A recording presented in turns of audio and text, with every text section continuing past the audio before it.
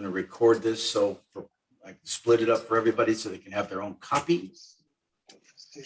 So welcome everybody. Sorry about the room change. I'm glad you got the email. Typical Zoom stuff. Best laid plans. Most of the kids know that my dad came home from the hospital today, and it's a blessing to have him home. We're trying to get him healthy again, get him strong again.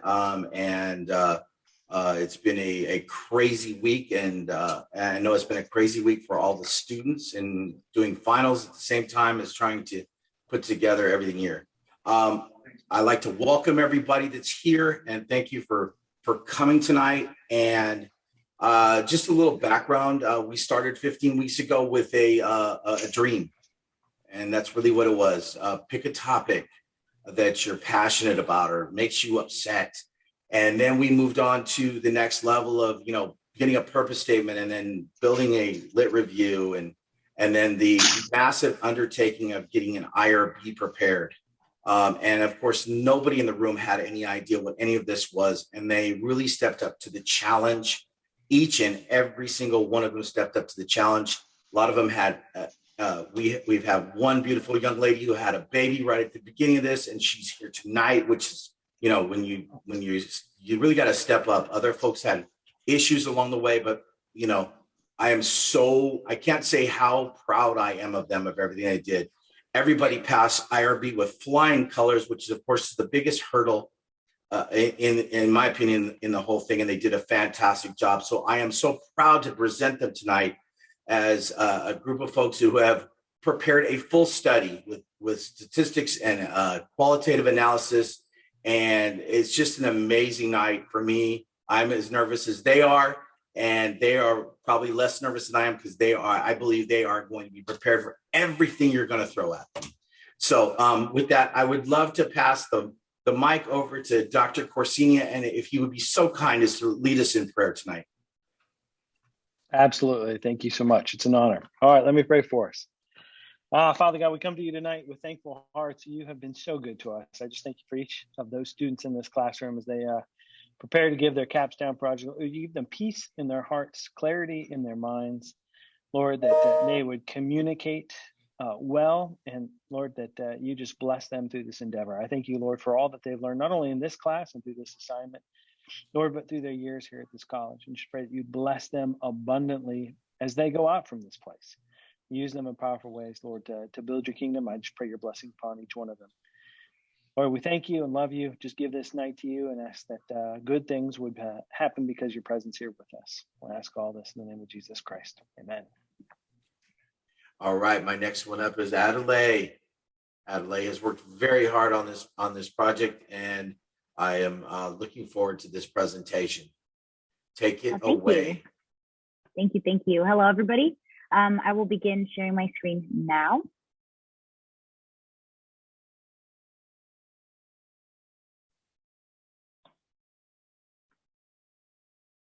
Alrighty, so my study was on the influence of family dynamics on the experiences of college students' academic success. And I am extremely proud to say that this is the longest paper I've ever written, with a very large number of 82 pages. So I'm going to go ahead and just get on started, but I just want to say thank you for everybody who is on and is listening. So for background information, so academic success is influenced by many factors in a person's life. And because of that, there are many reasons why students succeed academically. A very influential factor is family dynamics. In every family, there's different structural and functional resources. And because of that, those resources influence academic in a very different way because of every family is very different from others. So the reason why I chose this topic was because of my firsthand experience. I have been able to see the way my family has influenced the way I want to do things academically, my aspirations, and then just the overall, I can see how much they have influenced a lot of it. And I've also been able to see it in a lot of college students throughout my college career here at San Diego Christian College. This study can potentially help college students, families, and even institutions to better equip college students to succeed academically. Overview of literature. So beginning with the influence of family dynamics, Agar et al. 2018 did a study that involved 25,049 participants. And this study was revolved around rural adolescents and the influence that families had on their academic goals and college attendance. So the results of this study showed that family and community are extremely influential in adolescents' academic aspirations. Moving on to family structure. So HER 2007 examined the influence of longitudinal measure of family structure, parent transitions, parent gender on the academic attainment of adolescents. And his study, the results of it were that family structure was associated with school engagement. And lastly, for the academic success portion, Bosque and Silverman 2016 conducted a study consisting of 633 participants to examine the impact that relationships with extended kin have on college students' mental health and educational achievement. So the results of this specific study demonstrated that close family relationships help college students adjust to the college life as they move from adolescence to adults, and it supports them a lot in academic success as well. Now moving on to my purpose statement. So the purpose of the study was to examine the experiences of college students' family dynamics and academic success. And the two research questions that I had were, what are the experiences of academic success in college students, and what are the experience of family dynamics and academic success in college students? For my research design, the methodology used for this was general qualitative. I personally believe that general qualitative was ideal for this study because it could give me a clear examination of the participants' experiences and give me a wider variety of data and a much more richer form of it that could allow for me to form better conclusions and also just be able to understand their experiences a lot more. For ethical considerations, there was informed consent, recruitment letter, participant confidentiality, and conflicts of interest or persuasion. Moving on to limitations. So there was 3 limitations I saw with my study, and the first was the target demographic. This means that the study, because it was limited to undergraduate students of a Southern California college, it didn't necessarily look at the United States as a whole, but rather this specific targeted demographic. And the next limitation that I had was that my sample size was only of 10 participants, and it wasn't necessarily an extremely large one. And my last limitation was that there was a lack of in-person interviews because of the atmosphere and the environment that we are in right now with COVID-19. So the interviews had to be conducted virtually through Zoom. And now for assumptions. My first assumption made was that my participants understood family dynamics and academic success, meaning that when I was having this interview with them, they knew what I was asking them and knew exactly what I was saying in order for them to accurately answer back. The next assumption that I had was that my participants answered the questions candidly, and they did so honestly. And lastly, my last assumption was that the participants related to the phenomenon of the study. Before beginning any of the study or anything like that, the topic and the methodology was approved by the IRB. Now I'm going to be moving on to participants.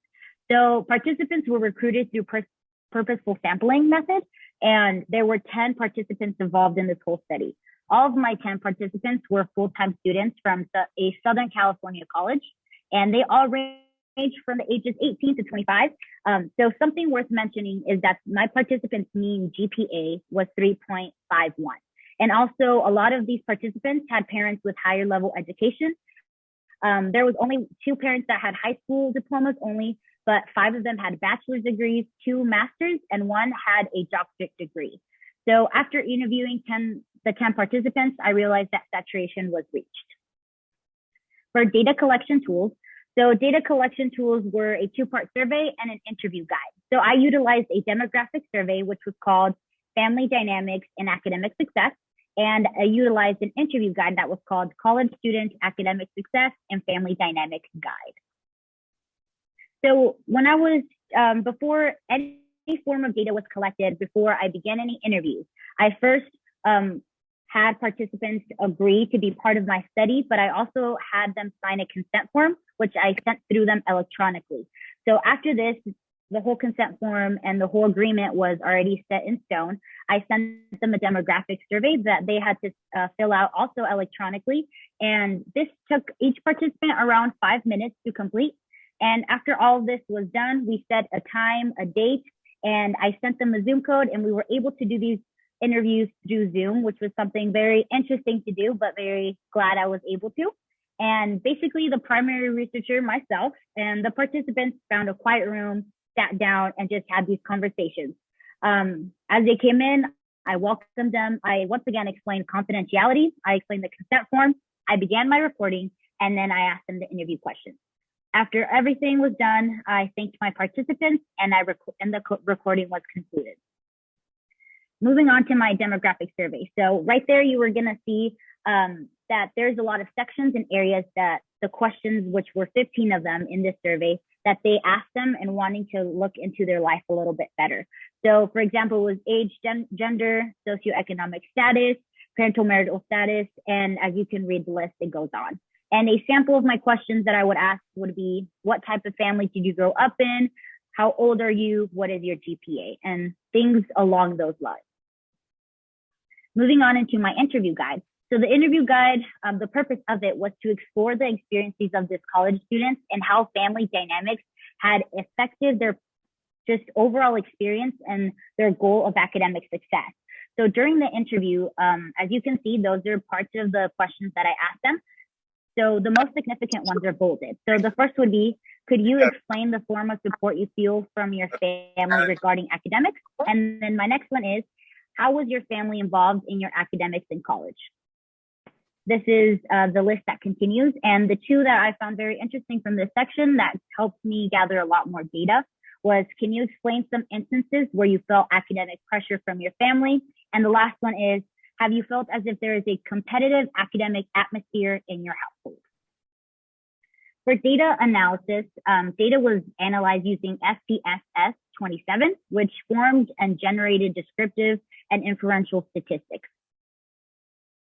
For my results, which is a great part that I extremely loved. So the first major theme of my study was support. So to the participants, support was very, very crucial. And it was something that allowed for them to just attain academic success in the ways that they could. So all 10 participants said they experienced some form of support.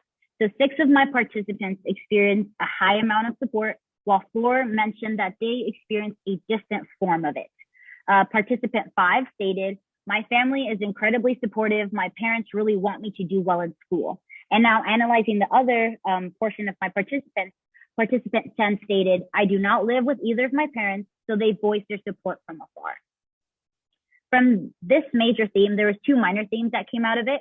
And the first one is financial support.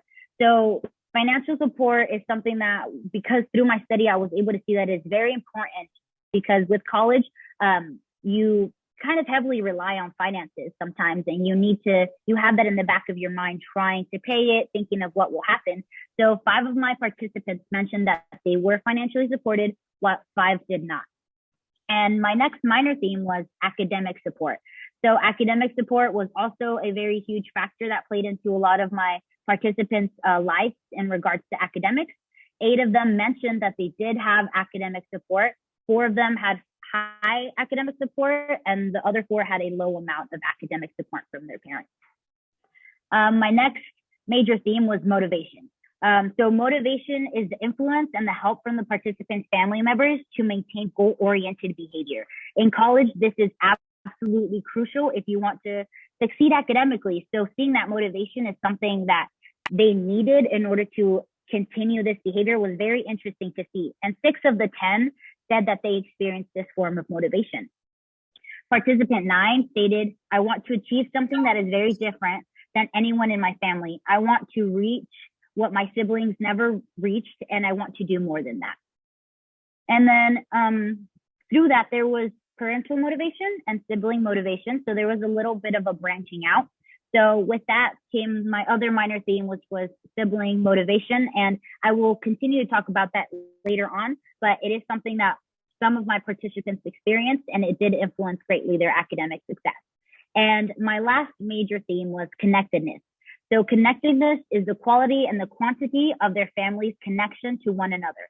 Overall, 7 of my participants mentioned experiencing this in their family dynamic. And it is something that a lot of them really appreciated and allowed for them to succeed academically if they had that for them. Now I will be moving on to my discussion portion. So regarding my first research question, as you can read it there, what are the experiences of academic success in college students? The participants experienced stress, independence, and the transition from adolescence to adulthood. All of these factors that I just mentioned influence their academics greatly, and all 10 of my participants had a sense of independence and ownership over their academics. This independence that they felt caused my participants to want to strive to get good grades, to want to just really take ownership of what they are doing in college. And my next research question, as you can also read there, what are the experiences of family dynamics and academic success in college students? So basically, my participants, as I've mentioned, they experienced support, they had aid, and something also that I was able to notice was expectations from their family was also something that influenced them a lot. So all 10 of my participants experienced a level of support, as I have mentioned, and that really did influence a lot of their careers and a lot of their vocational aspirations along with their academics. Through this, my participants felt empowered, motivated, but at times they did feel stressed because of the academic family expectations that they had to face. Overall, it was very clear to me that family dynamics played a significant role in my participants' experiences of just academic success as a whole.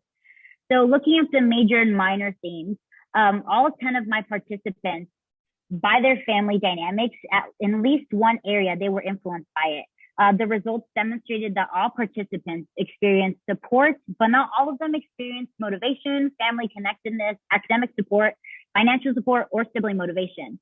I identified that family expectations were present in all 10 of mine, which led to familial support. And just overall, it showed to me that support was probably the primary enabler that allowed for a lot of my participants to reach academic success.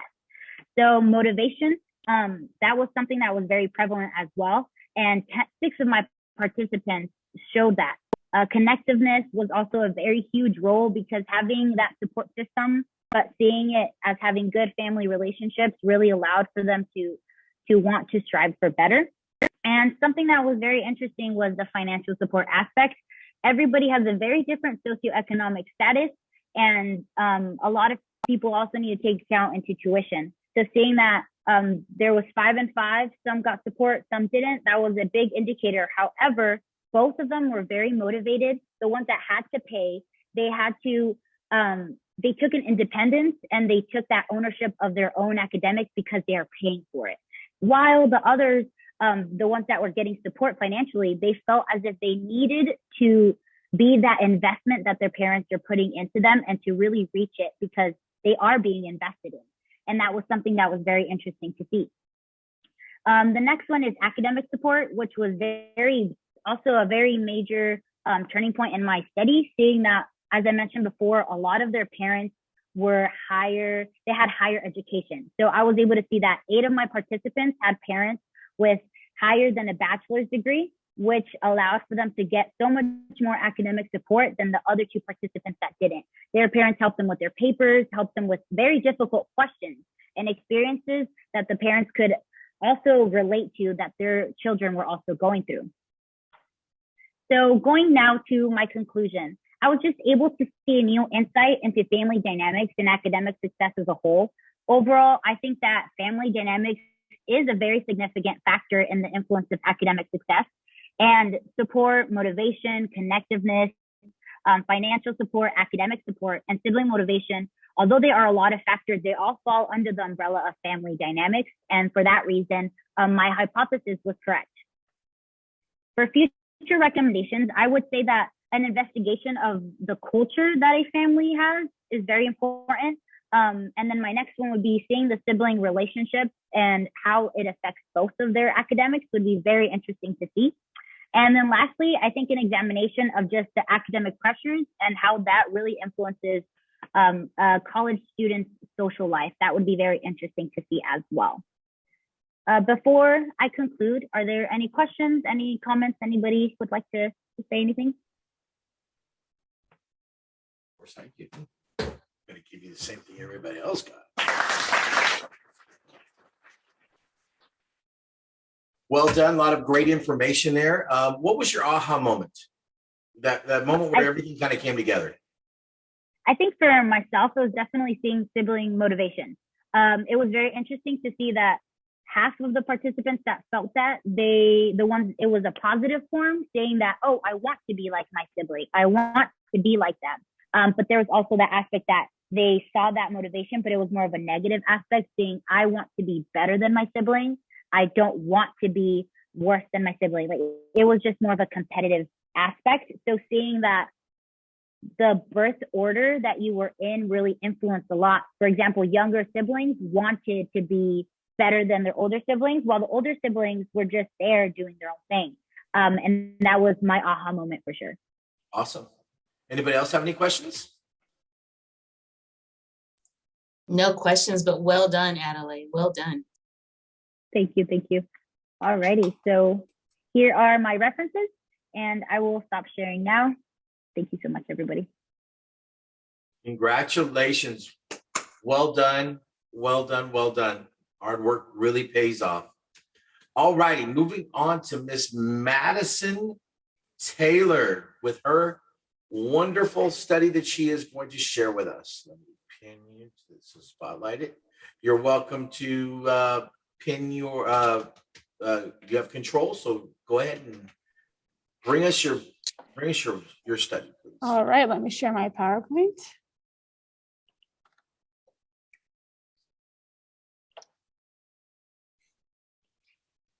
Okay, so my study is on the factors of anxiety in college students, and this is a quantitative study. This paper, my final paper was 50 pages, and I never thought in my life I'd write a paper this long, but here I am, and that's done. Let's go on. So for this study, I chose 3 main topics. It would be sleep, extracurricular activity, and work. I chose sleep because I have seen in college students that there's a lack of sleep, and I wanted to understand why that is and how it is affecting college students in their academic career. Second, I chose extracurricular activity, and I chose this because I'm a student athlete, and I know that there's lots of other extracurricular activities around, and I wanted to explore the nerves, the time, and the energy that students put into their extracurricular activity, and how this causes anxiety and how that anxiety affects a student. And lastly, I chose work. I chose work because it affects everybody's lives. Everybody has to work at some point in their lives. And work can cause anxiety alone, but when you add being a full-time student and or doing extracurricular activities, it can cause extra anxiety and extreme stress on the student. While there were many other topics to choose from for this study, I found that these 3 were going to benefit it the most. I chose this topic because I saw a prevalence of anxiety within my peers on campus, and I wanted to understand why we were experiencing this and what was causing it. While I was doing my research, I found that 3 studies supported my study the best. And so for the first one, they studied the relationship between sleep deprivation, depression, anxiety, and routine functioning. In the end, they found that people who suffered from sleep disturbances may experience a greater burden of comorbid anxiety, hyperarousal, and they have impairment in functioning. They compared the students with sleep disturbances with those who had depression but no sleep disturbances. The second article looked at competitive state anxiety. The goal for the article was to identify common sources of competitive state anxiety. In the end, they found that there were 2 categories that was causing their anxieties, internal and external.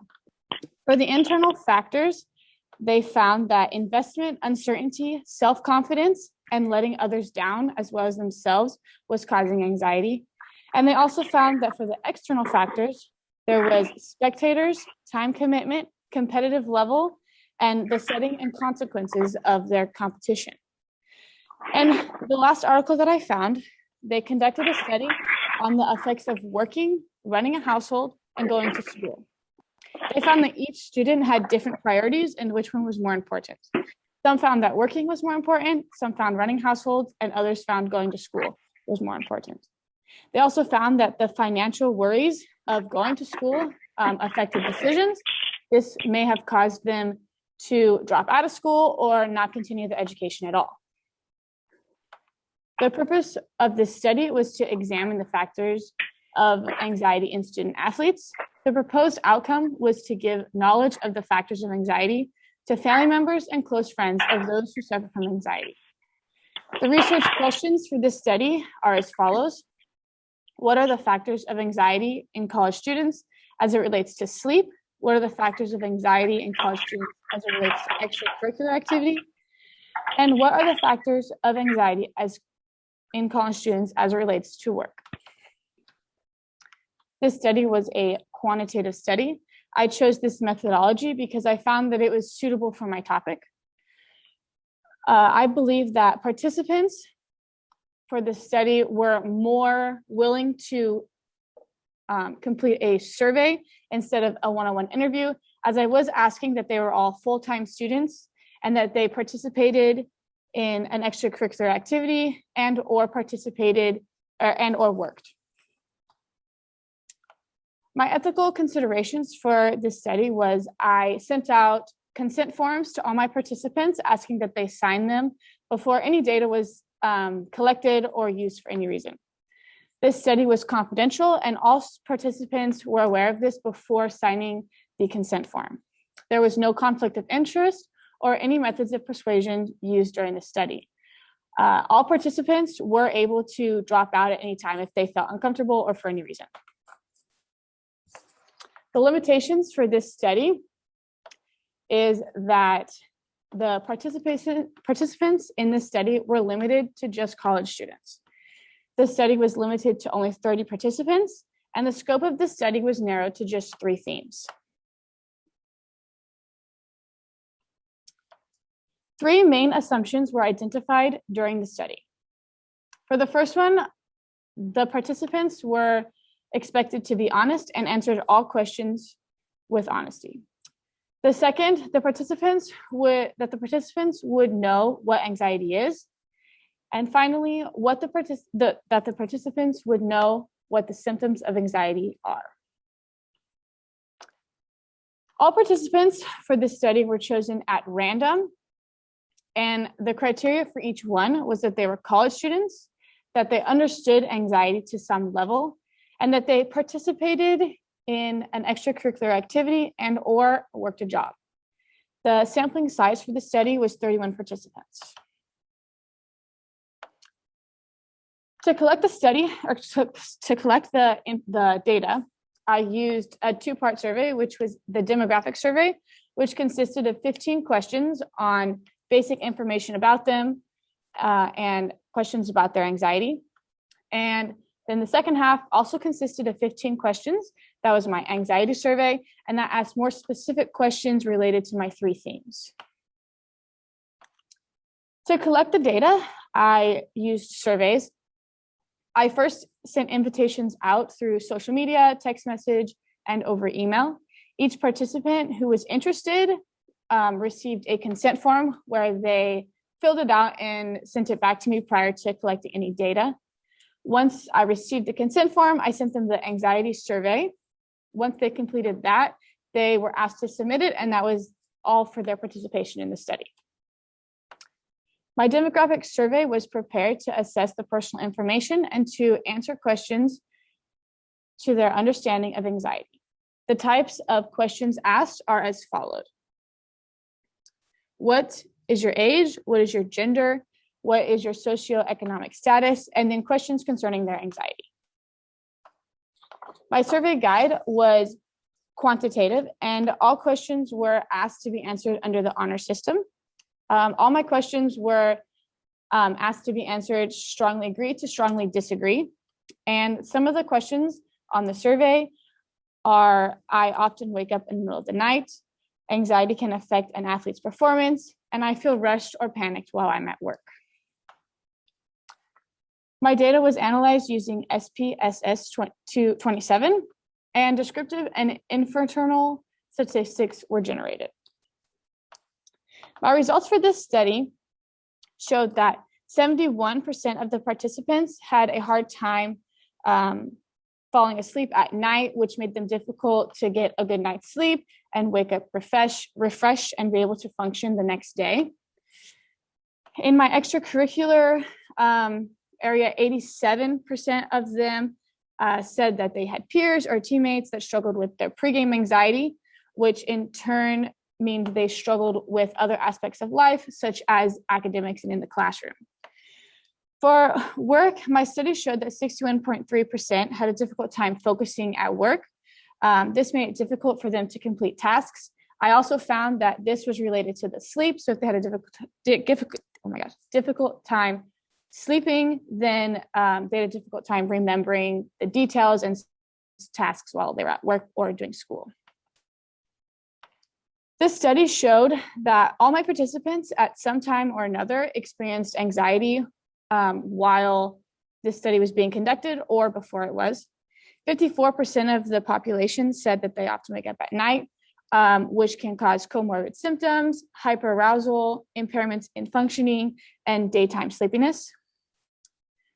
Those that participated in extracurricular activities said that 74% of them had pregame anxiety and difficult in the classroom.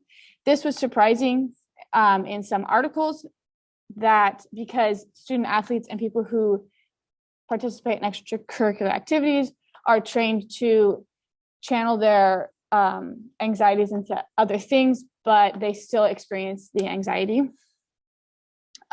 With the combined stress of playing a sport or being involved in extracurricular activities, students have difficulties and have more anxiety and stress. For the participants that worked, their anxiety levels were looked at before work, after work, and during work. It was found that students that work experience a different kind of anxiety as they have to deal with customers, managers, and their coworkers, which can all be difficult in different times. And for the conclusion, I found that that anxiety is a thriving trait in the college community. Sleep disturbances are the leading cause, as they can cause an inability to stay awake in class, remembering details, staying motivated. There has been an increase in risk-taking behavior and can cause depression. For the extracurricular activities, it is seen that it adds anxiety to students because they are expected to maintain a certain grade point average and find employment elsewhere. And they have to keep their grade point average in order to keep scholarships. For the employed, employment initiates the anxiety of pleasing managers, dealing with frustrating coworkers, customer service, and demanding work schedules. So you have to juggle it all, which can add pressure and anxiety. And then for my future recommendations, I would suggest preparing a qualitative study, as it can bring in a better personal data, which can in turn give you a more opportunity to understand the anxieties that they are going through. I would also suggest that coaches and teachers are surveyed or interviewed just to understand their side and what they see within the students and players they have. And lastly, I would suggest looking at the types of job each student is working and the amount of hours they are putting into that job. And then thank you all for listening, and let me know if you have any questions.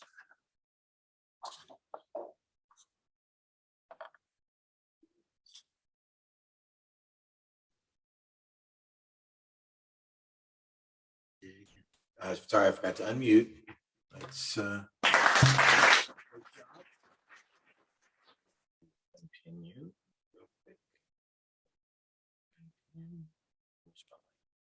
Are there any questions from Ms. Madison?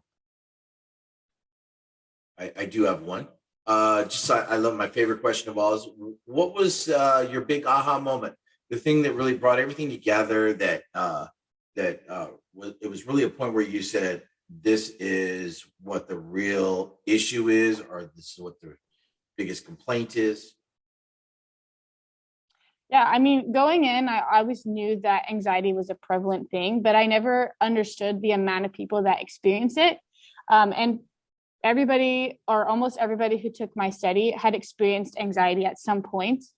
I think the biggest like surprise, like, wow, I didn't realize that, would be under my sleep when I collected all my data and I read all my articles and everything. I didn't realize the effect that it had on students, especially because it's known that college students don't get a lot of sleep in general. It was just very fascinating to me and has inspired me to get more sleep. Awesome. Anybody else have any questions?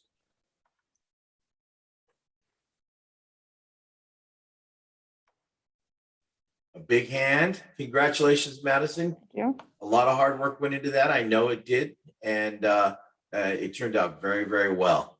Congratulations. Thank you. You have guests, don't you? Would you like to introduce your guests tonight? Sure. They are my mom and dad, or just my dad. Well, congratulations. Oh, no, my mom's here. My mom's here. Yeah, they're at the Yes, end. congratulations to both of them too. So thank you for joining us today. We appreciate your support. Okay, thank you, Madison. We're going to move on to Mr. Titus, who has a great study on. Oh, there we go. They were showing a little love in the other room. So Titus's study is on storytelling, and we've been waiting a while for this. So take it away, Titus. A bit. Here, let me share my screen real quick. Okay. There it goes. Okay, are we seeing it coming through clear? And, hasn't come up yet. There it is. okay, sweet. And then present. Is it all? Is it there? There we go. Or hold on. Cool. All Okay, good. so let me get the boxes set up. Okay. So this is the qualitative inquiry of the childhood experience of storytelling. The class was taught by Dr. Jeffrey Einson, and I'm Titus Wenholz, the primary researcher. And so just some background on like why I chose this topic, why it was interesting to me. It was just came to my mind that when I was a kid, I went to school, I engaged in coursework with my friends and everything, but I more often than not was always thinking about like a story that I'd read or something that my friends and I had talked about, like some epic campaign that we were thinking about, like a story that we'd read together or had talked about. So I found that I was more often than not in childhood fascinated with stories rather than thinking about studying or school or things like that. But I don't necessarily think that means that like I was academically stagnant or like intellectually stagnant. So I was just, when I was confronted with the cue of pick something that you're passionate about or that, frustrates you a little bit, I was just like, well, I don't think it necessarily frustrates me, but I'm just fascinated with this idea of what's so appealing about stories, especially in childhood. And so that's kind of just a little bit of background on why I picked the topic. And it's just who it might affect, just kind of thinking forward past just my personal findings or like how it would benefit me, and answering my questions is like, what kind of stories do we want our next generation to be like thinking about, engaging with? And we're just really looking for that, the appealing elements. So in the review of the literature, I just want to focus on like kind of three studies that I think highlight and build on each other, and really feed into the study at hand, my study. So narrative distance's impact on learning experiences. So what these authors of this study were in 2019 were really focused on was this idea of narrative distance. This they defined it as the space that our brain or our mind creates to process the emotional and cognitive aspects of a narrative. And they interviewed some, professional, not necessarily storytellers, but people that found the construction of effective narrative key to their work. So artists, people that wrote plots for movies, things like that. And they found that creating that unique mental space took very specific factors. And it really took those factors to make the information that they were trying to, or the message that they were trying to portray in their work, stick with whoever looked at it. And the next one is play-based education in elementary schools. This was a study conducted in 2016. And they compared play-based education with a traditional curriculum. And the idea that came across in play-based education was, it's not they're just letting them run around and do whatever they want, but the teachers were there kind of observing the kids and encouraging them to engage in activities that were more like pretend play, or let's play out a scenario and have our friends kind of act it out, instead of just letting them kind of run free on a playground. And it was really interesting. They actually found that kids that were engaged in pretend play were using more complex grammar than kids that were engaged in a traditional classroom setting. And it was just fascinating to me that it's just like, wow, if a kid fully shows up to this play-based activity, they're actually fully showing up and using all of the like cognitive ability to engage in this exercise. That was just a really fascinating finding.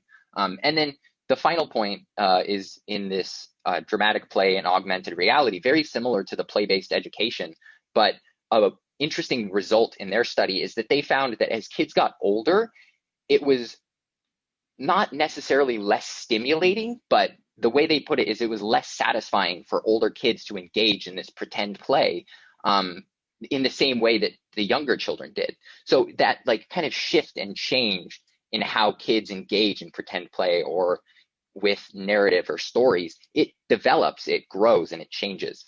So that was just a really interesting finding. We're going to move into this study.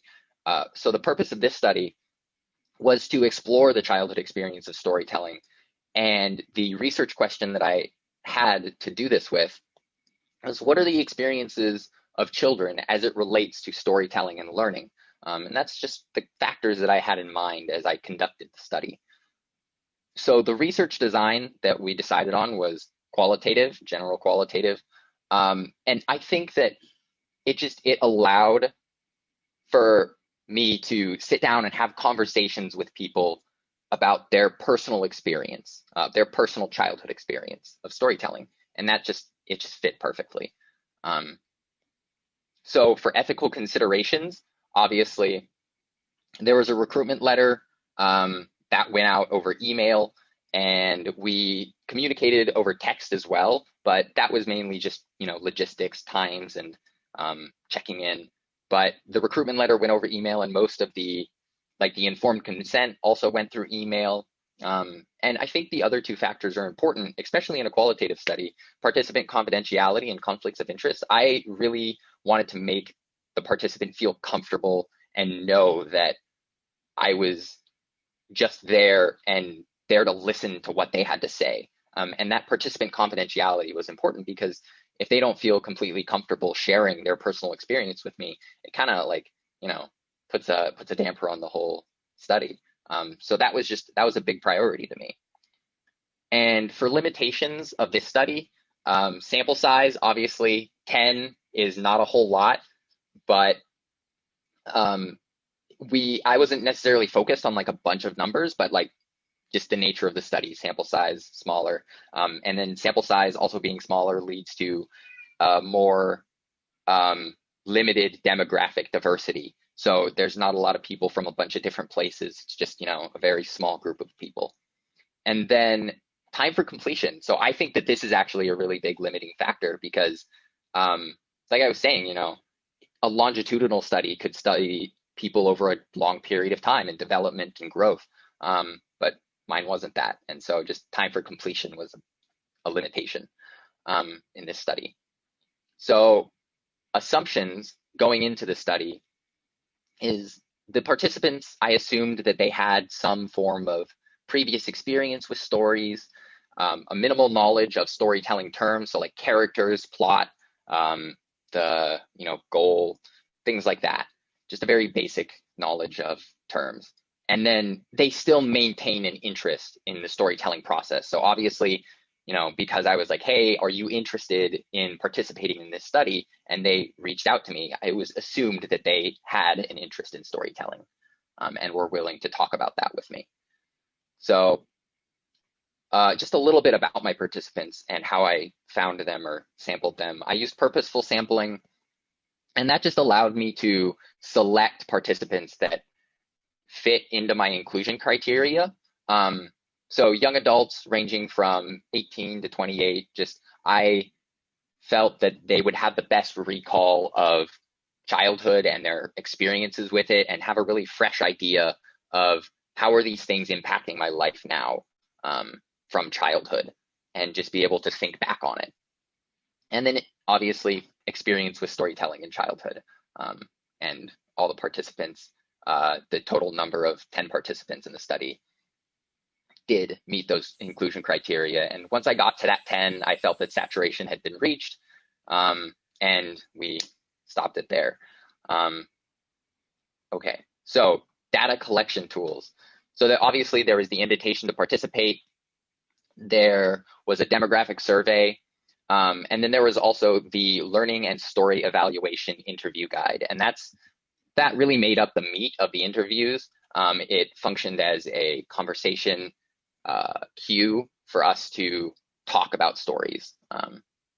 So the data collection procedures were the invitation, obviously, informed consent, just to ensure that, everything was of the participants' volition and we were going to be able to have a good conversation about storytelling.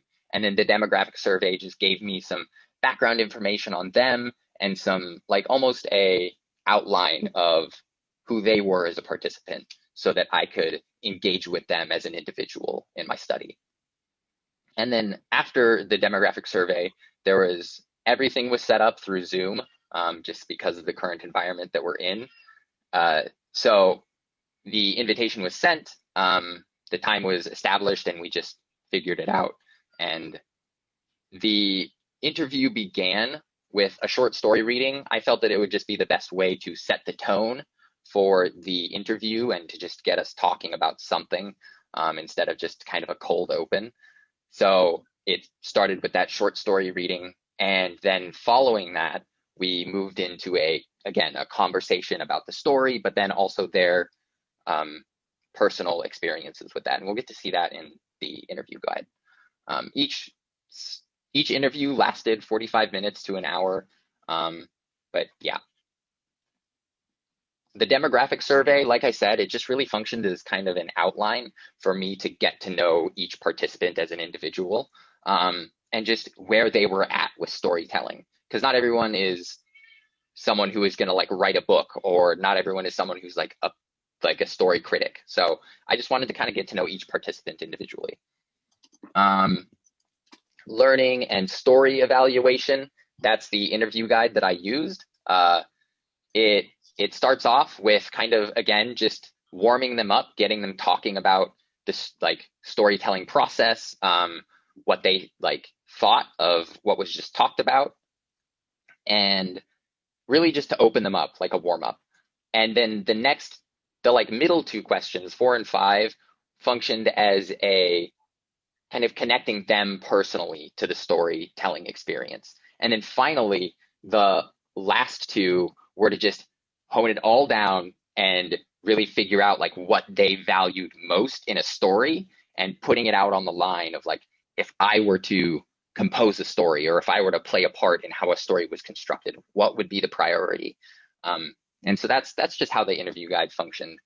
And yeah, the next thing is data analysis. So we used thematic analysis with constant comparison. And what that really allowed is the identification of major and minor themes. So throughout the interview process, all of them, when a participant really started to just open up and talk, and I just kind of sat back and I was like, okay, they're just talking. When that happened, all the participants, or most of the participants, would talk about something and they would just keep going at it.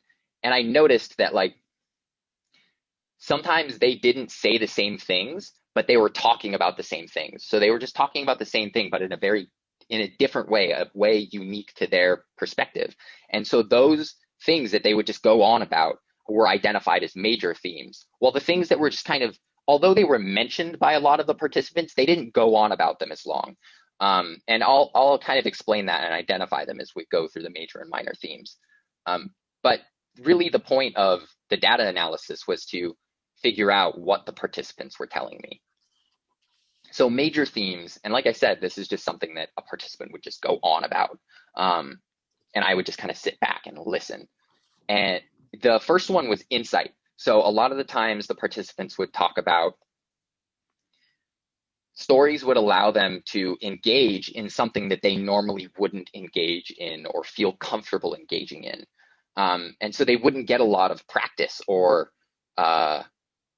growth in a specific area, but when they went to a story, they felt engaged, and the story gave them insight into something that was challenging to them or they were struggling with, such as like they were shy. They felt that they were able to exercise kind of some social interaction by engaging with the characters of the story or seeing how the characters engaged with each other, and it allowed them to have insight. Or also problem solving. How do the characters overcome a problem that they're confronted with in a story? And then a second one that was really talked about was imaginative storytelling.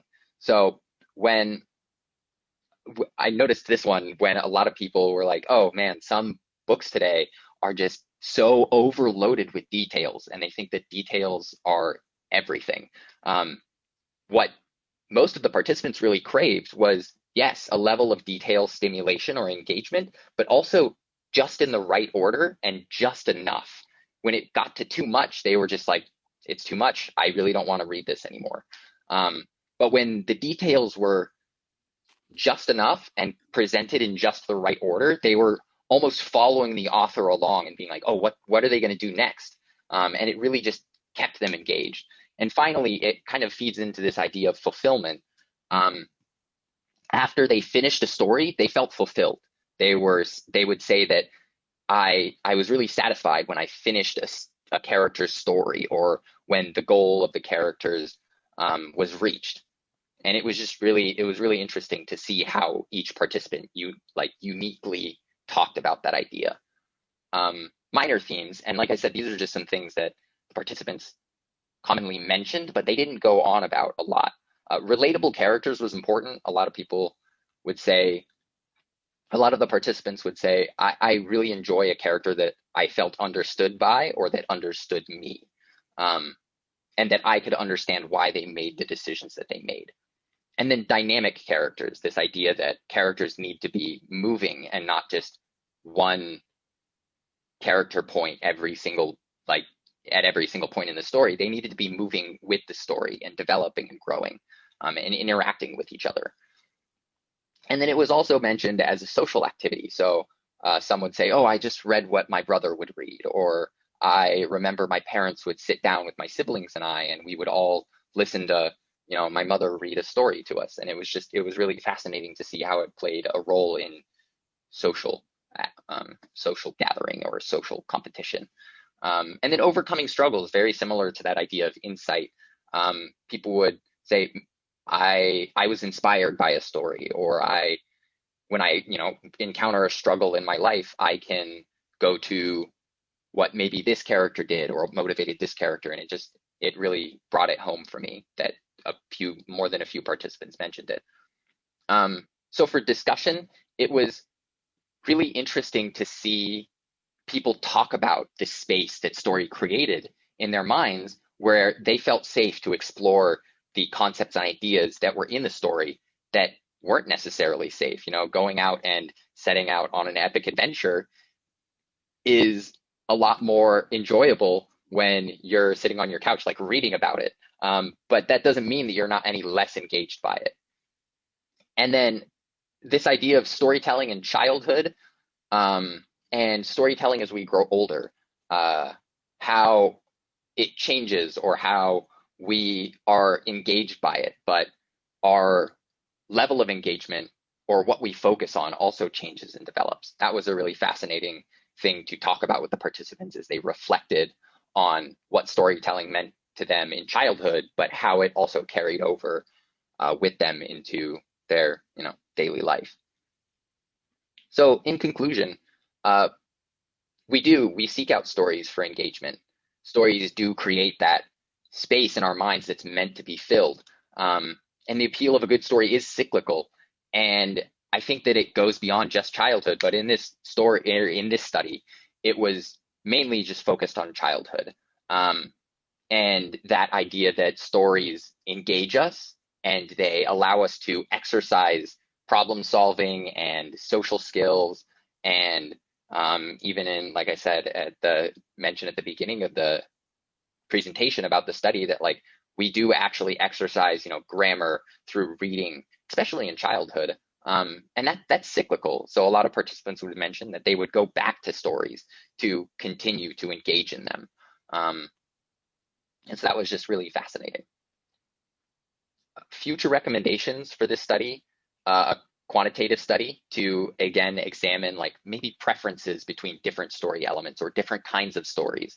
And then a longitudinal study, like I said before, that time constraint of just having this limited amount of time to complete the study, it eliminated that option of a longitudinal study to track that development and shifting and changing and growth of how our engagement with stories, grows along with us.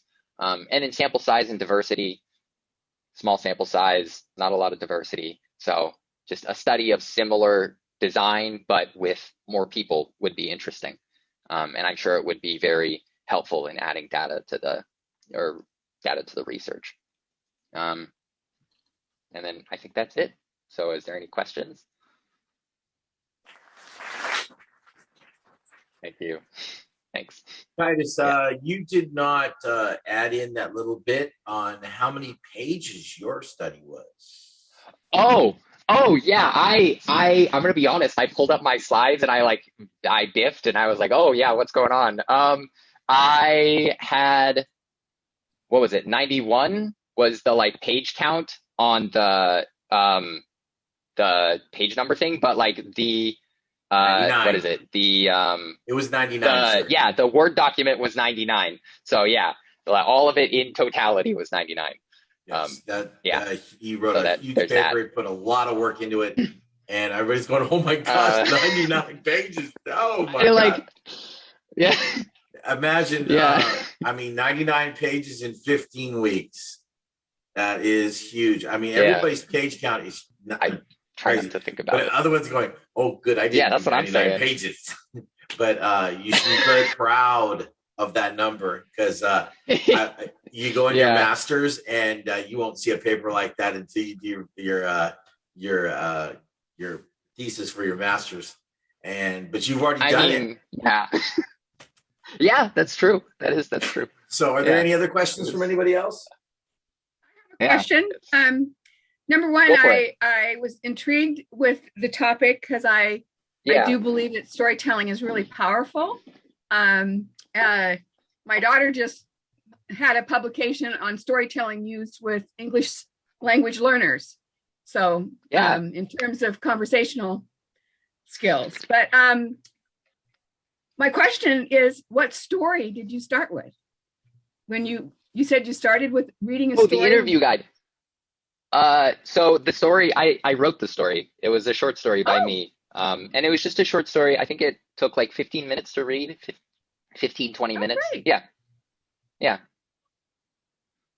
I mean, if you want it, I can send it to you. I don't know how copyright works. I was just curious in terms of how that shaped the conversation. Oh, the kind of story. So when I was writing it, I really wanted to focus on kind of that childhood story telling experience. It was a very there were heroes, they had a quest that they were setting out on.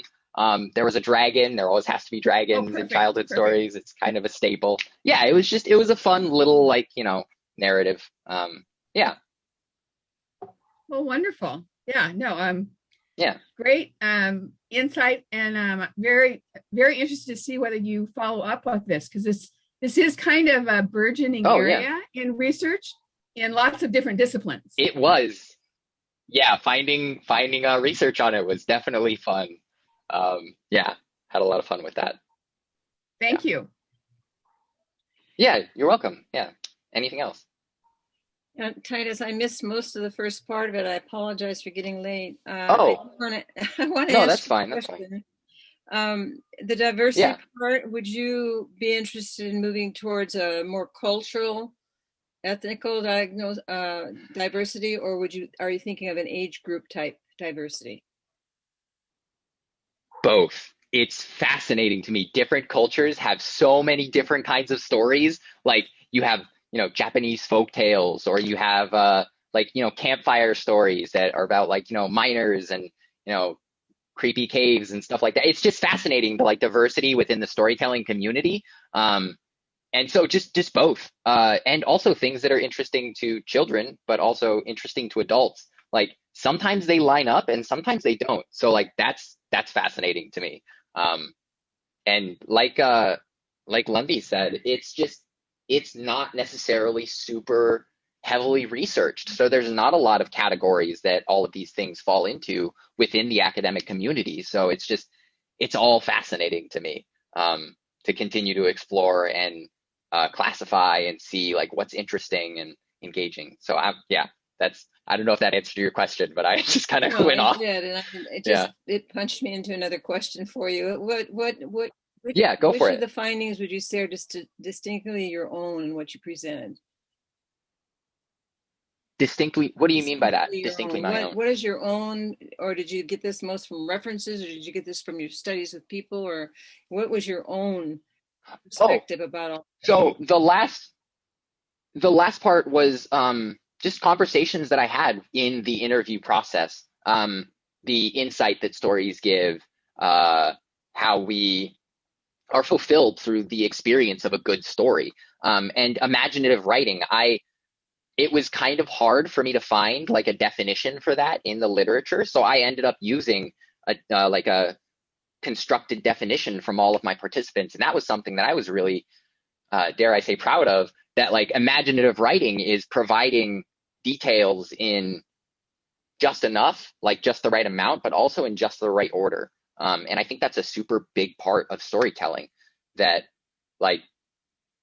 that is something that we're stimulated by. And if the details are just a little bit off, or there's too much, we're just kind of lost. We're I don't think that's interesting anymore. But yeah, a lot of the discussion and results were kind of found through the conversations that I had in the interview process. Yeah. Thank you. Yeah. Good. Yeah. Yeah. Anything else? I'm glad you were able to make it, at least for the end. Yeah. Yeah, it looked like kind of a fun presentation there in the last 2-3 slides. I would like to. Yeah, I tried to really find some your world very quickly. Yeah, I really tried to make the slides immersive. Just a little detail, but the text was yellow and orange, so almost like a campfire kind of color, to get people to be ooh, what's going on? Anyways, that's just me. So yeah, that's all I've got. But yeah, it was very fun. Yeah. Any other questions? I think Jeff, your mic is muted. I'm talking to myself again. It's almost a struggle. Congratulations on everything. Yeah, thank you. The hard work, and it really showed in your work. And I really do love your slides. That was pretty awesome. So yeah, it was. All righty, our next one up, we have two more left. I'm gonna hop out of screen share. And we're going to introduce Miss Kaylee, and Miss Kaylee is going to bring you an amazing study. I'm gonna spotlight you, and you can start sharing your screen whenever you're ready. Make sure you're unmuted like I. Okay.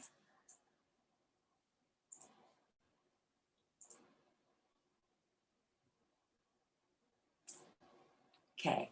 So yeah, hi everyone. My name is Kaylee Barrera, and it's an honor that I get to present my research to you guys.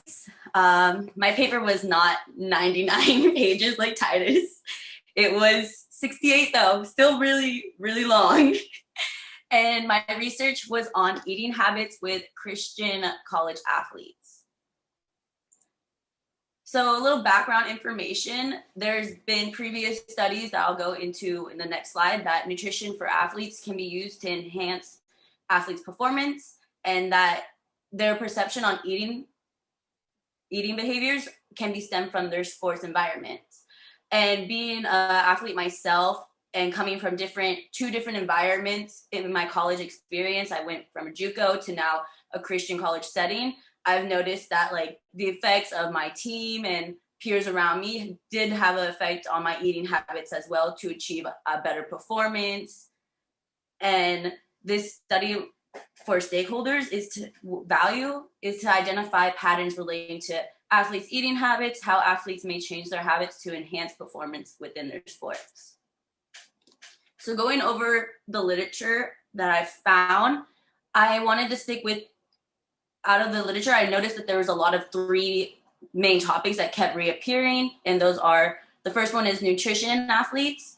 And Hilton actually did a study on nutrition intake and behaviors of 345 male and female athletes. The results of this were that the participants, only 15 to 20% of the participants were eating the recommended amount of carbs and protein intake for athletes, and that the female participants, 62% had a desire to lose weight, compared to only 23% of the male participants. Another main topic was eating disorders and body image. SANS did a study on eating disorder patterns, body image, and self-esteem in 61 school children. And his findings were really significant between males and females, and that female participants were twice as likely to want to be thinner than the actual body, and that there was a relation between lower levels of physical activity with a direct result of them wanting to be thinner and having bulimic behavior. Lastly, Floor did a study on external pressure. Floor, he studied how peers can influence women and males and their eating patterns. And this was a really big study. He did it on around almost 2,000 participants. And he found that there's a direct correlation between the higher comments that their peers made about an individual's weight or diet, the more likely they were going to experience a negative change in their eating habits. So my purpose statement is, the purpose of the study was to examine the perceptions of Christian college athletes and their eating habits. My 3 research questions are, what are the perception of Christian college athletes as it relates to eating habits, their perception of college athletes and their eating habits as it relates to self-awareness, and Christian college athletes and their eating habits as it relates to pressure. So my research design was quantitative methods. I believe this was going to be the best way I would get a reliable findings, because I believe, since it was anonymous, that my participants would more likely answer each question truthfully and honestly about their eating habits and the pressures around it. So some ethical concerns are the informed consent, recruitment letter, participants' confidentiality, a conflict of interest, or persuasion. So limitations of my study was that it was a self-reported questionnaire. There was a target demographic, and that majority of my target demographic of my participants there was more female athletes taking it, and majority of the race was white.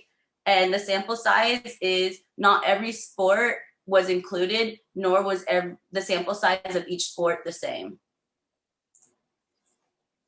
So I had 4 assumptions.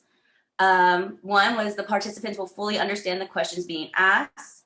Second, the participants will have full knowledge of what supplements are. Third, they'll be self-aware of their dietary intake, and they would answer the survey questions honestly and truthfully. So I did random sampling for my method, and it was 38 participants.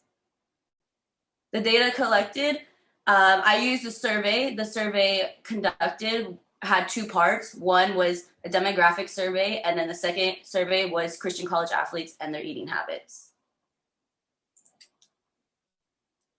So the procedures was after my topic was approved by Dr. Jeff and the IRB board, participants were then asked if they would volunteer in person. I explained to them the reasoning behind my survey, what the survey was, the questions, and then they were asked if they would want to volunteer. If they agreed, I sent them out an informed consent form. After reading and understanding the consent form, the participants then emailed me back the consent form. And once I received that, they were given the survey, the link to the survey in which they completed, and I was there behind them. If they needed any questions during it, I was available to answer for them. And at the end of the survey, all participants were thanked for their participation. So for the demographic survey, it included 17 questions regarding age, gender, family background, race, sports played in college, living, eating habits, and supplement use. Some of the examples of questions is, do you live on or off campus? Do you have a meal plan? How often do you snack? So for my main survey, it was 16 statements, and the participants answered these 16 statements through a scale of strongly agree to strongly disagree. My survey the 16 questions were all grouped into 3 themes of my research, which was the perception of eating habits. Those questions related to, I eat dinner daily. The second theme was self-awareness of their eating habits. Example of that is, I'm aware of the calorie context of the food I eat. And the third one was eating habits as it relates to pressure. And those questions were, I care about what others think about my weight. So using the statistic package of Social Science 27 that was used to analyze my data, it was both descriptive and inferential statistics. So the results. Probably one of the most significant results of my study had to do with the theme pressure of eating habits. 35% of the male participants of my study strongly agreed that they feel that others pressure them to eat, while 57% of the females disagreed with that statement. 31.6% of the sample population either agreed or disagreed with the statement, I care about what others think about my weight. And half of the population disagreed that they feel like others would prefer if they ate more, while the other half chose neither agree or disagreed or agreed with it. For the theme self-awareness, 52.6% of the participants disagreed that they avoid eating when they're hungry. 44.7% disagree that they avoid foods that are high in carbohydrates. 31.6% disagreed that they are occupied with the desire to be thinner, or they feel guilty after eating. 81.6% of the participants strongly agreed that they eat dinner daily. 44.7% disagree that they eat diet foods, such labeled as fat-free, reduced fat, sugar-free, and diet. And 39.5% of the participants agreed that the meals they eat contain at least 3 of the food groups. So going off of my first question of what are the perceptions of Christian college athletes as it relates to their eating habits, when I went into this, before I even went into my results and my findings, my hypothesis of this was that females were going to have better eating habits and higher external pressures. So for my first question and my findings, I did find that males were more likely to eat fast food, snacks, and drink sodas more often. And female participants did have a higher report of vitamins, as well as higher intakes of fruit and vegetable servings. But male athletes were more likely to take dietary supplements such as protein, shakes, powders, pre-workouts, creatine, and energy drinks. For my second question of their perception of their eating habits as it relates to self-awareness, I found out that both female and male athletes have a fear of becoming overweight, but males are more likely to display higher self-control around food. And overall, even though the female participants had a higher desire to be thinner and often think about burning calories when working out, no one in my sample population agreed with they feel guilty when after eating. Do they avoid eating when they're hungry, or they avoid foods that are high in carbohydrates? And lastly, as eating habits as it relates to pressure, this shows that unlike other findings in other researches, this study suggests that male athletes actually have more peer pressure around their eating habits compared to females, and that every question that involved pressure, it was the male participants answering higher with the I agree with these statements, and that they reported that they feel like others prefer if they ate more. The only question that females had a higher percentage of agreeing with was that they reported that they care about what other people think about their weight compared to male athletes. And this is just an incredible finding to me, especially because it was like, whoa, I did not expect this finding. And it just opened up a lot more questions of, okay, what are male sports environments like compared to females, and how is that reflecting to them and their eating habits? So the conclusion is, unlike previous studies, Christian college athletes display healthy eating habits and dietary intake and do not display weight control practices or negative beliefs towards food. There was a significant difference between gender, and the differences were in fast food, snacks, soda, self-control around food, motivation, and external peer pressure. That female participants reported healthier eating habits, higher motivation to become thinner, but little to no correlation between eating habits and peer pressure, while the male participants showed higher self-control around food and a significant correlation between external pressure and eating habits. And also this study is significant because there's few studies on the external pressures within only male athletes and even fewer on Christian college athletes. So future recommendation would be first to assess staff members, coaches, athletic trainers, and athletes, as well as the athletic department on their knowledge of eating disorders and nutrition. This can help determine the athletes' knowledge, beliefs, and motivation towards nutrition, and can help design an education program that not only can coaches, trainers, but also the athletes can partake in and learn even more about, have a high knowledge of nutrition and the importance of it. The second recommendation is to observe body dissatisfaction and eating patterns between genders at a younger age group. This observing in different external pressures, that could help them find the exact cause of how it relates to eating habits, as well as observing different environments and how it affects male and female eating habits. And lastly, to observe and compare the quality of meals athletes are consuming while at home compared to away, and see if living away from your parents or living with your parents changes your eating habits. And that is it. Any questions?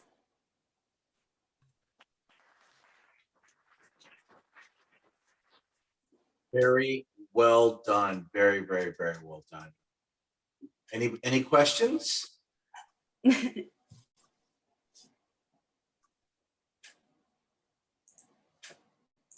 Dr. K, you are doing a Jeff and you are muted. I'm sorry, I forgot I muted myself. I'm really interested in your subject there, Kaylee, because nutrition's a big subject of mine.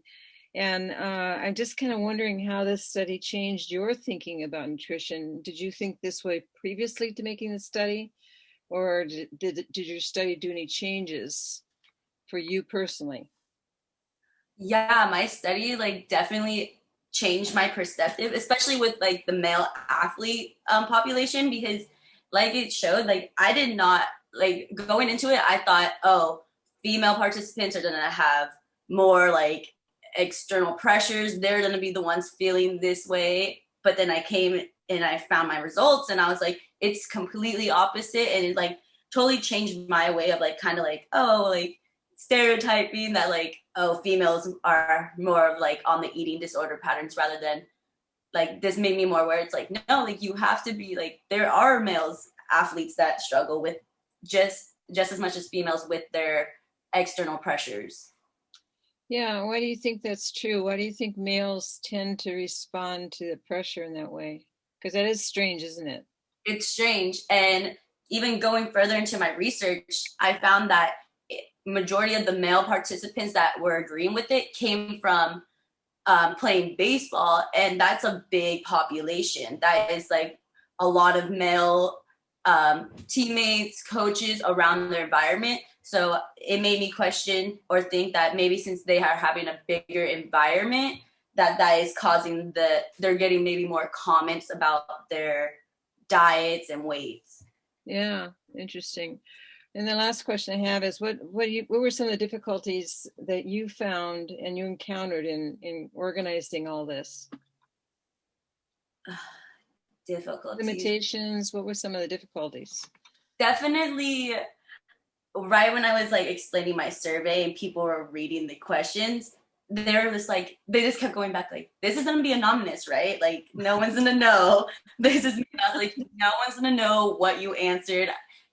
I promise you this will not be leaked out anywhere. But it definitely like showed me that like people were like may have not like answered some of my questions due to fear that even though like it was, I've told them it was anonymous, they still had that kind of fear factor of, I just don't want to get judged. I don't want people to think I'm have bad habits. Mm-hmm. Mm-hmm. That's good. Yeah, I can see that. Thank you, Kaylee. Good job. You. Anybody else have any questions? Okay, I want to congratulate you on your presentation and your study, because it was there was a lot of good insight in there, and the hard work has really paid off. Congratulations. Thank you. All righty, we are in the home stretch. We have we're going to have Frankie bring us home today and bring us to conclusion as the last participant tonight. Just a little bit on Frankie. Frankie, I think, put in the world's record of getting his IRB done. He nailed that whole thing in 2 weeks. So, I mean, that is a huge accomplishment. And he was the first one in the class to pass his IRB. And I think it really motivated some of the other folks to say, okay, it can get done. And away we went. So I want to give Frankie a lot of kudos for that and putting in the hard work in those 2 weeks to get it done. So I'm going to pass the mic to Frankie for our final presentation of the evening. And you can take it away, Frankie. I'm going to highlight you up and make sure you unmute and share your screen. Thank you.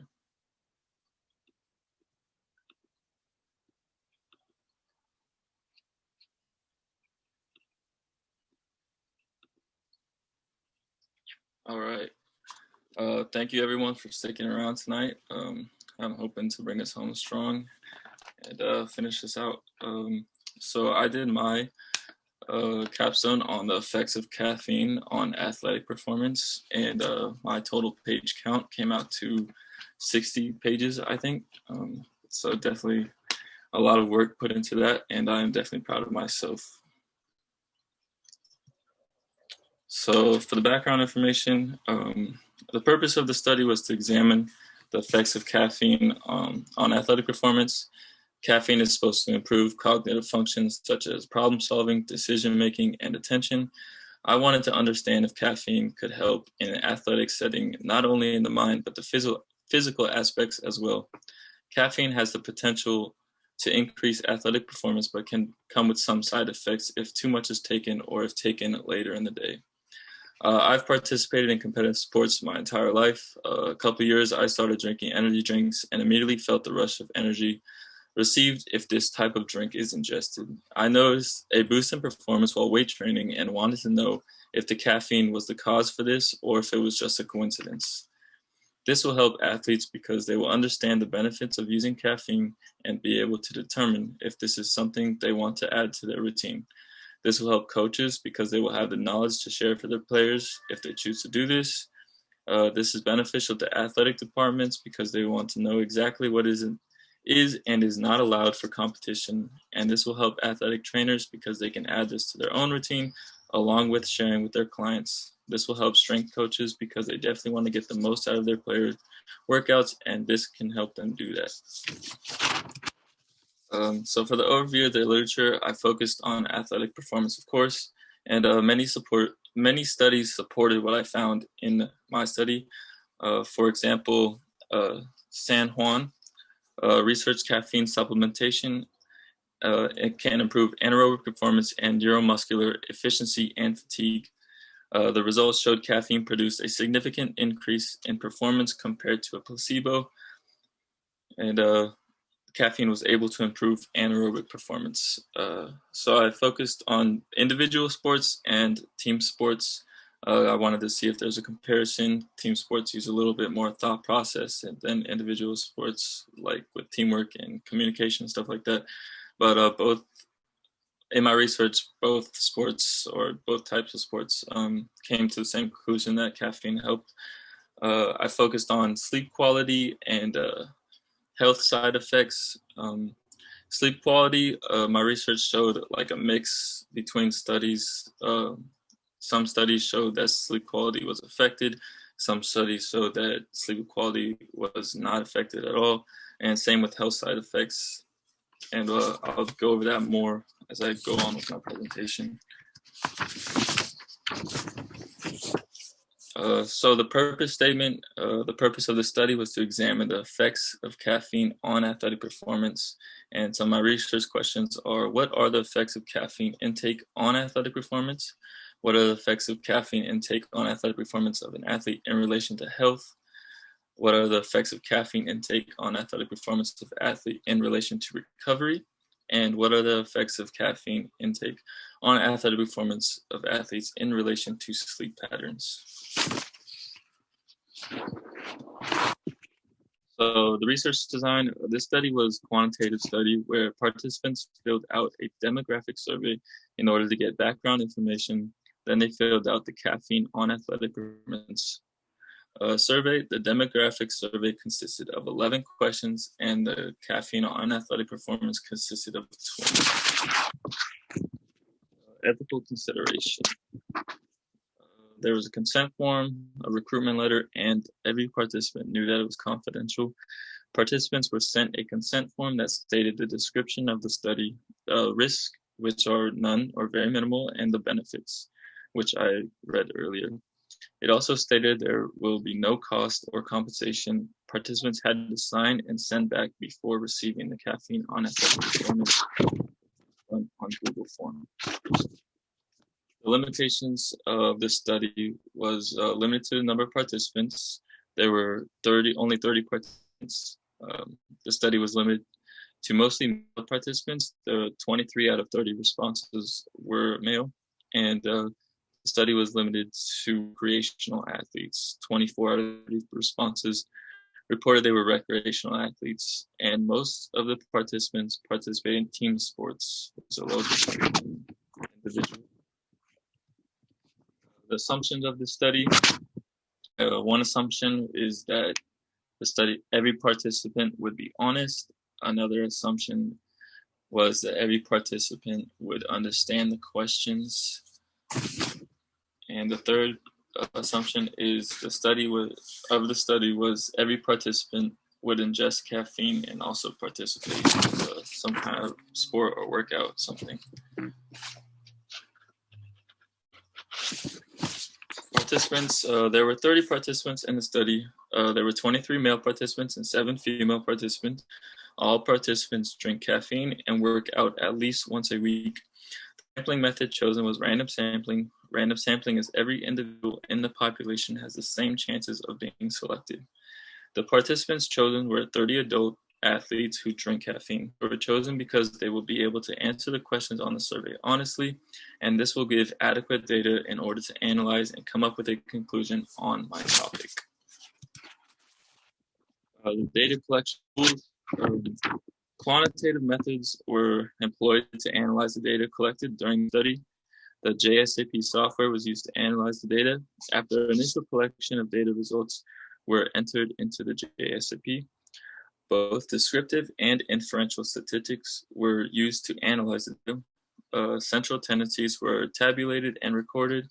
The 4 categories of questioning were developed into themes, which were used to analyze the data. Participants completed both a demographic survey and the caffeine on athletic performance survey, and participants were gathered for the survey by way of email, text, social media, and phone calls. In each form of communication, I said something along the lines of this: I hope all is well. If you are between the ages of 18 and 25, you are an athlete and drink caffeine, I want to invite you to take caffeine on athletic performance survey. If you would like to participate in this survey, please respond. Further, for instructions, if you do not fit the requirements or simply do not want to participate, please disregard this. Thank you for your time and consideration. Data collection procedures. So first off, approval was given for this study by Dr. Jeff Ianson and the San Diego Christian College. Participants were recruited by the following methods before: text, social media, email, and phone calls. The consent was sent if the participants agreed to the survey. The consent form noted that there were not any compensations for taking the survey and stated the benefits one would receive for knowing this information. Participants were given the consent form and asked to sign if they agree. Once consent form was collected, the caffeine on athletic performance was sent using Google Forms. Participants completed the demographic survey first in order to get enough background information for proper data collection. And after the demographic survey was complete, participants completed the caffeine on athletic performance survey. Data collection for mine took about 3 weeks. It was tough getting all the participants to get there. That's what kind of set me back a little bit.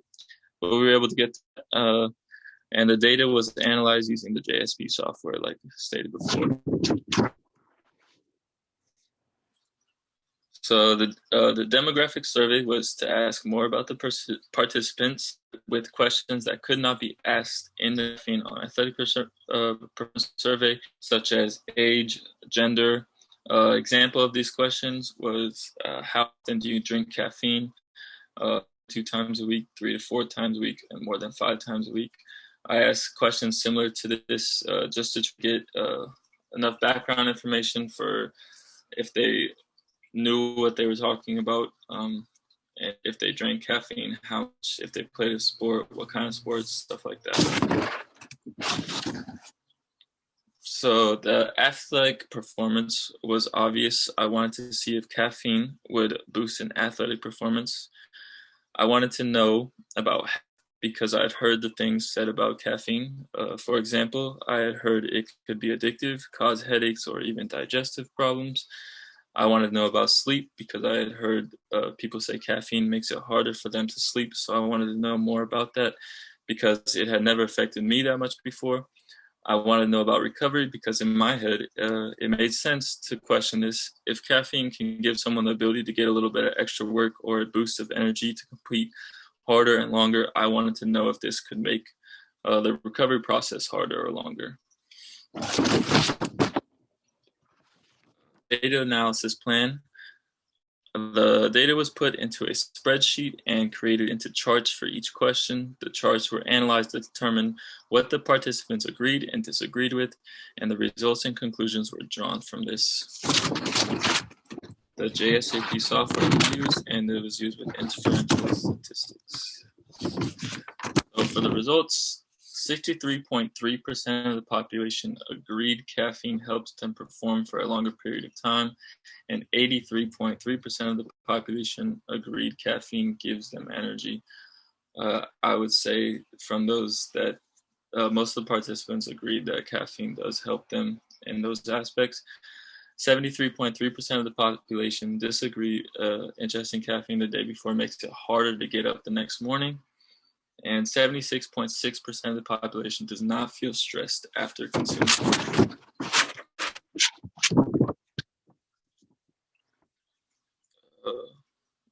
For the discussion, every question that was asked in relation to athletic performance, the majority of people agreed that it helped. I would say the majority of people feel caffeine helps their athletic performance.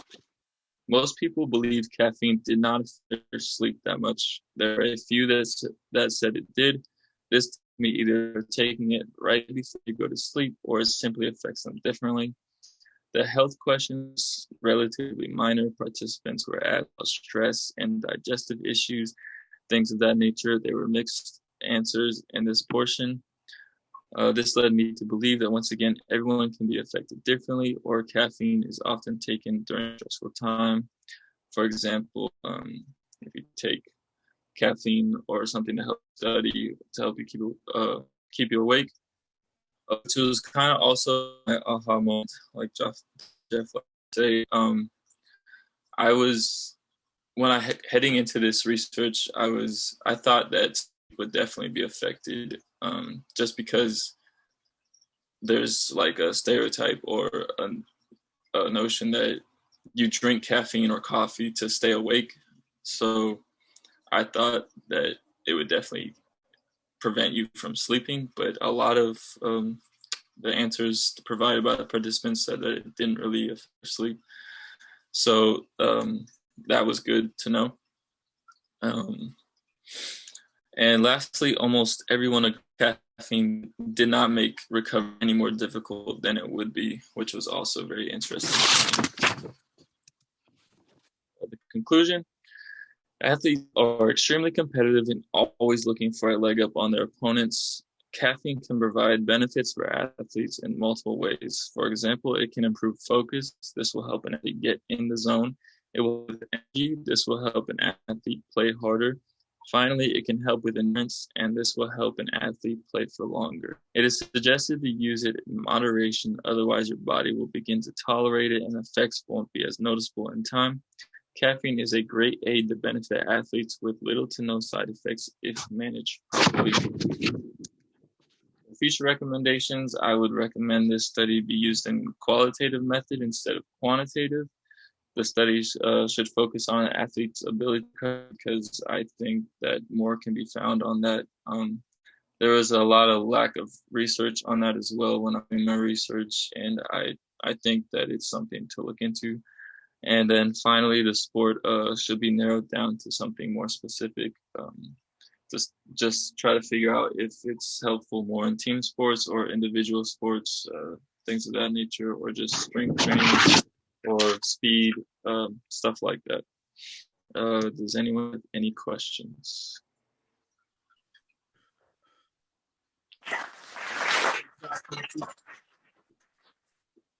Real quick.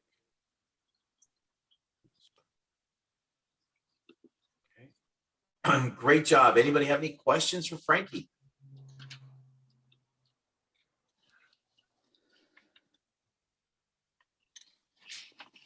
Well, I do.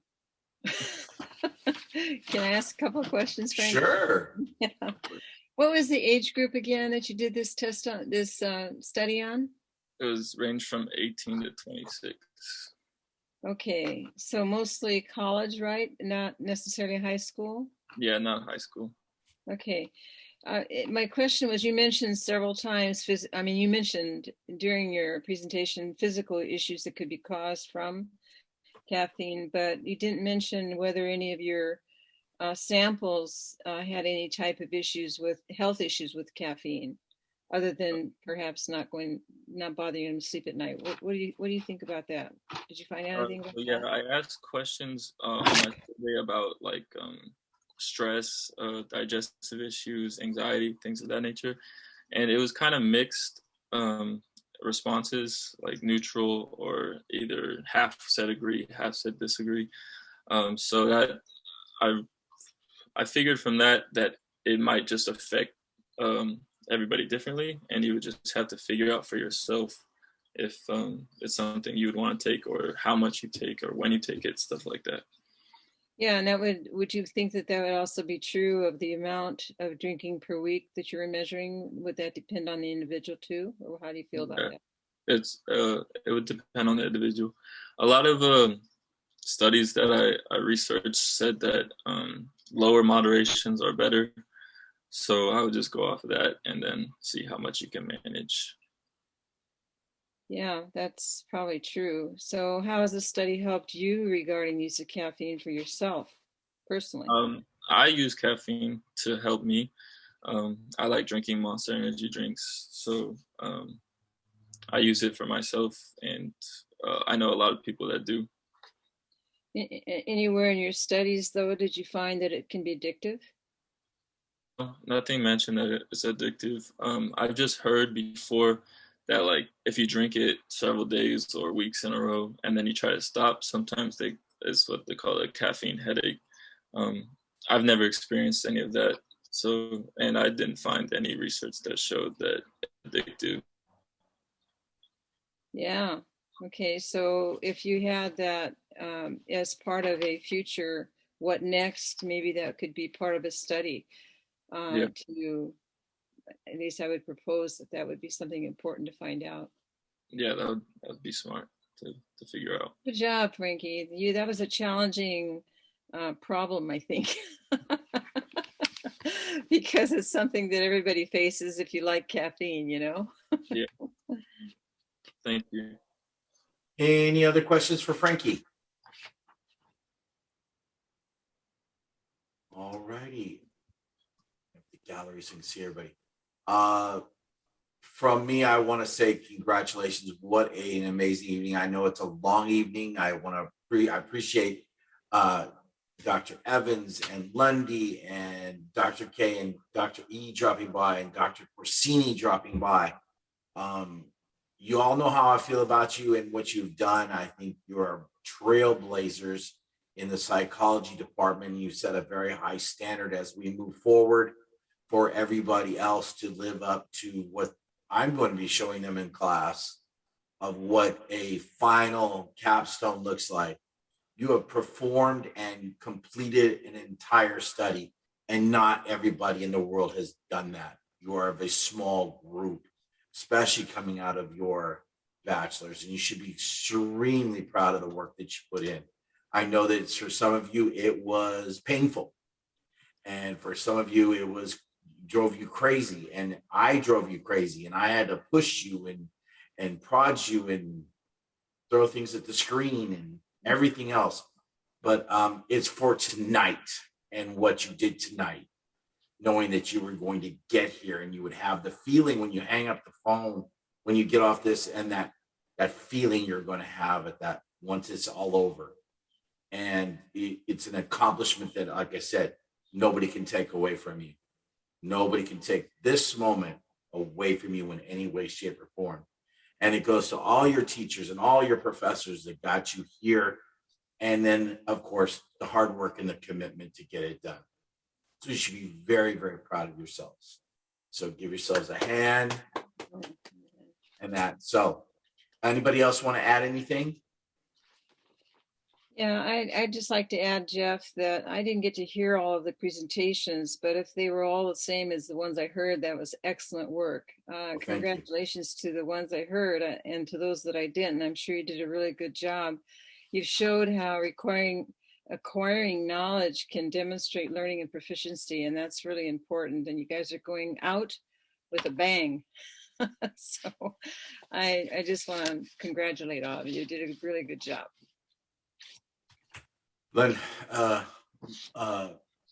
Lundy says, well done. I really appreciate the quality of the presentation, the evidence of a lot of work and lots of work and thought.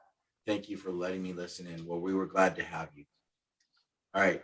Anybody else?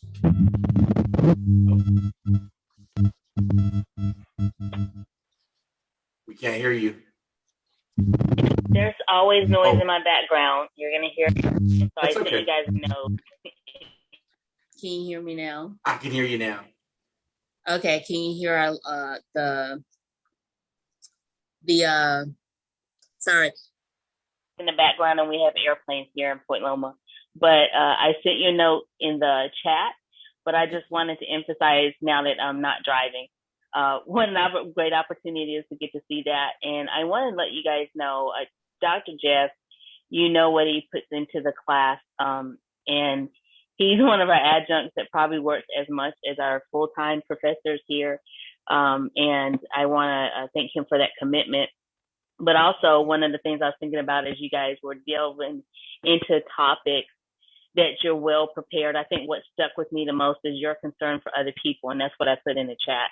And that really fills my heart, that when you go out to your professional careers, you guys were more excited about what you learned about people, and it wasn't about yourself. And I think those are the types of attitudes we need in research. Especially, I like the questions that you were asking. I like that you were very aware of your limitations of your research, with your pool of subjects, but also that you knew culture is important and demographics are important to make sure that you have the entire voice represented. So you all knew that, you displayed it, and I just think you've done a tremendous job. I'm going to see most all of you on Saturday on stage, so I get to hand you your fake diploma. We'll mail your real one later, but congratulations to you. Thank you very much. So I'd love to lead us out in prayer. So if you bow your heads for me, Lord, thank you for tonight. I would just like to say really. Oh, I'm sorry. Somebody popped in. I just wanted to say thank you so much, Doctor. Yes, can you hear me? Yes, I can. I just wanted to say thank you so much for everything that you did for me and my family, and just how you helped me through this so much. And you were amazing, and I learned so much from you. So I just want to say thank you. Means a lot.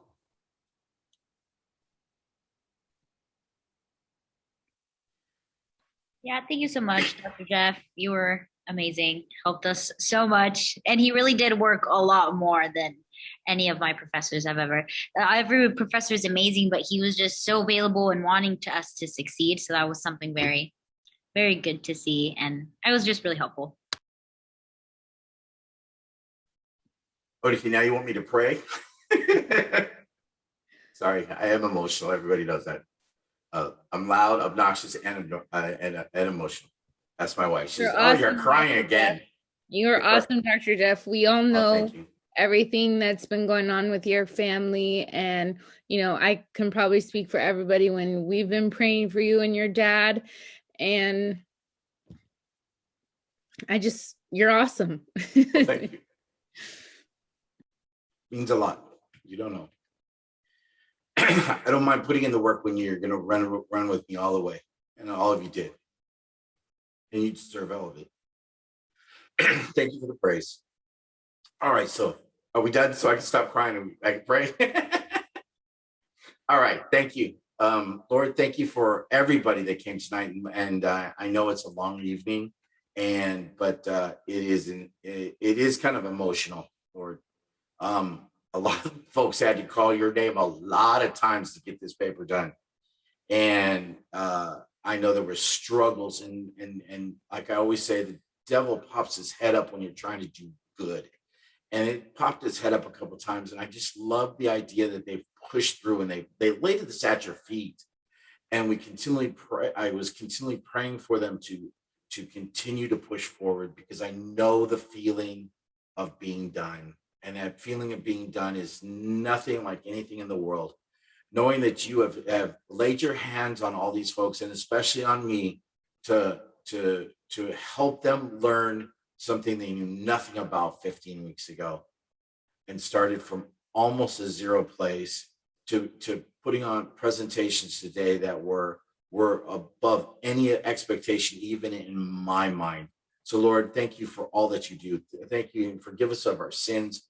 Lord, please bless them as they walk across stage, to know that they put in the work to earn that, and the challenges that and the issues that they overcame, and the journey was so worth it, and allow them to have fun with their families and see everybody. Lord, thank you for all that you've done for us this semester, and you will do in their futures, because their futures are bright. And all God's people said, amen. Thank you, guys. Congratulations. Dr. Jeff, are you going to be at graduation? No, I am not going to be at graduation. I have to daddy sit. I have, we have a caregiver during the day so my wife can work. And then when I come home, I spend all night and all weekend with him right now, trying to nurse him back to health. I will be there in spirit and know that I love you all. All right, guys, I'm going to stop the recording.